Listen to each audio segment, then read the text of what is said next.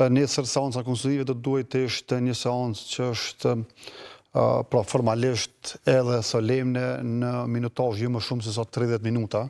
ashtu siç ndodh edhe në parlamentet e tjera, po ashtu edhe siç ka ndodhur në seancën e legislaturës 8 kur ajo është konstituar, pra jo më shumë se 30 minuta, sepse në këtë seancë nuk lejohet as debat dhe as mocion tjetër përveç kërkesave formale që i ka rregullorja e Kuvendit dhe Kushtetuta e Republikës së Kosovës. Prej formimit të Komisionit për verifikim të quorumit dhe të mandateve,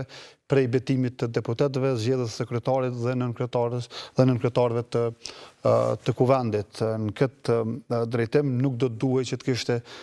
problem formal apo juridik edhe në raport edhe me rregullorin e Kuvendit që një seancë e tillë të mos filloj mirë dhe të mos mbaroj ashtu siç ishte seanca në legislaturën e 8 me 22 mars kur është konstituar Kuvendi. Zgjedhja e kryetarit i kërkon 61 vota të deputetëve që është shumicë e nevojshme dhe zgjedhja e kryetarit do duhet të bëjë për arsye se nuk mund të shkohet pastaj tek zgjedhja e nënkretarëve. Një ndryshim pozitiv që është bërë në rregullorin e Kuvendit në gusht vitit 2022 kur është miratu është që nënkretari i dytë nënkretari i parë që vjen nga radhët e partisë shumicë duhet të ishte nga gjinia tjetër që në rast që për shkak të respektimit të barazisë gjinore. Në ndërkohë seanca konstitutive në rast se ka ndonjë parregullsi ose ndërpritje për shkaqe që ndoshta ne ende nuk i dim që mund të ndodhin nesër, atëherë nuk pushimi ndërmjet për seancën e radhës nuk mund të zgjat më shumë se 4 tetor. Ne kemi parë praktika edhe më herët që seanca është thirrë nga kryesuesi, nga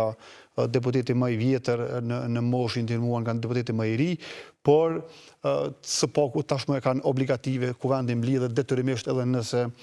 kryesuesi i seancës nuk e thërat. Përfundimi i kësaj seance konstitutive pastaj hap rrugën edhe presidentes që ajo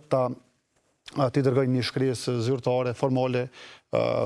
mandatarit apo partisë më të madhe politike që ka dalë nga zgjedhjet e fundit që ajo ta dërgoj mandatarin. Po në rast se nesër nuk ka rrugë ose nuk qilet rruga me votimin e kryetarit të Kuvendit, Kuvendi mbetet pezull derisa të votohet një kryetar që do duhet të propozohej nga partia më e madhe politike.